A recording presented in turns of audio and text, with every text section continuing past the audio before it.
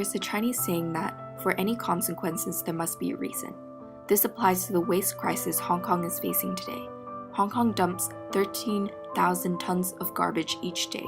The city's 3 landfill sites are already almost filled up, and the reason for this is the attitude to waste.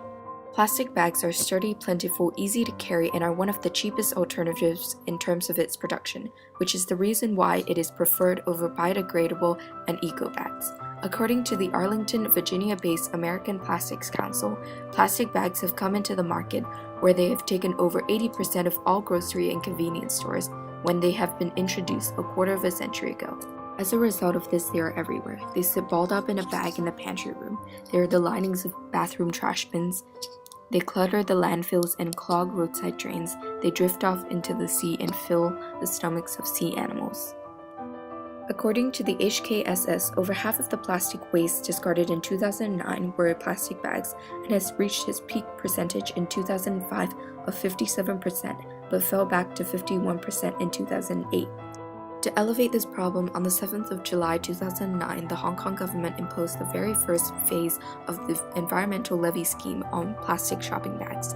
Under this levy, citizens must pay 50 cents at the retail level for using a plastic bag. Most plastic bags are not biodegradable and end up in our landfills or floating around in our environment. However, there are 3 main reasons why people are concerned about the plastic bag waste around the world. Firstly, it takes hundreds of years before plastic bags begin to decompose, and while they are doing so, they release toxins into our soil, lakes, rivers, and oceans. Secondly, littering plastic bags are a great threat to our animals. They strangle and choke wildlife worldwide.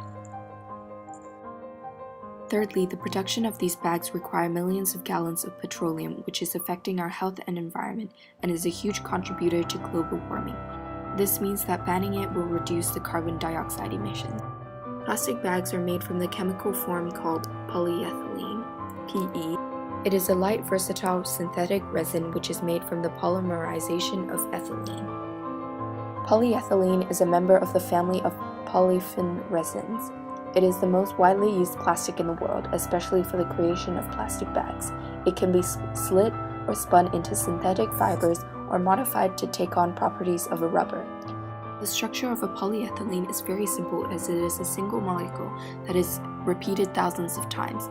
A single molecule of polyethylene is a long chain of carbon atoms with 2 hydrogen atoms attached to each carbon atom. These branched versions are known as low-density polyethylene, and linear versions of this are known as high-density polyethylene. Possible plastics have been introduced into the new generation as they are biodegradable. There are several solutions to make degradable bags. One solution is adding an ultraviolet light absorber to make the material degrade when exposed to sunlight. Another solution would be starch. Starch is from corn or potatoes and can be converted into glucose when combined with water.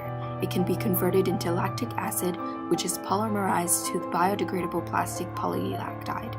The biodegradable plastic is not hazardous or toxic in production, and when composted, can be decomposed back into carbon dioxide, water, biomass, and more.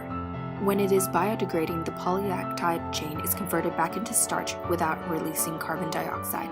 Bioplastics can take time to compose based on the type of material and the facility it is in.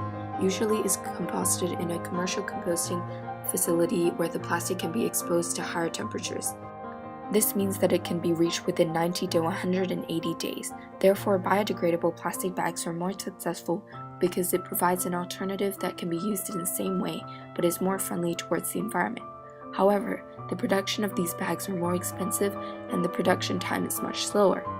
Owners must give a lot of money in order to produce this.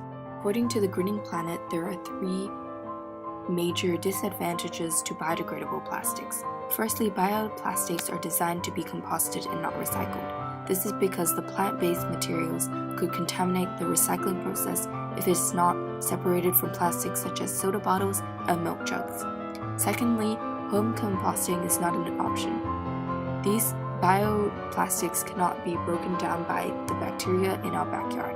Only bioplastics that are fully biodegradable will break down into a home composting area, but it could take up to 2 years for items such as forks and spoons. Thirdly, bioplastics are produced from food crops such as corn, potatoes, and soybeans, which could have a big impact as it could contaminate our food supply. Farmers may use big amounts of chemical pesticides and fertilizers that may pollute our air and water. Overall, these industries will increase their demand for these crops and will put pressure on food prices. In conclusion, the two major factors are environmental and social implications. The environmental implication is that it takes a long time for plastic bags to break down when composted. They require more energy to produce, are not made from renewable sources, are toxic as they release chemicals into the soil, and they harm the environment. The social implication is the production of the plastic and its effect on the environment and humans as it releases carbon emissions and is a major contributor to global warming. Weighing out both advantages and disadvantages, I feel that biodegradable bags are the better option as of right now until another solution is found. According to the Natural Resources Defense Council, they state that though plastic bags are very convenient, once in landfills it will never go away. Therefore, biodegradable bags are the best solution to this problem.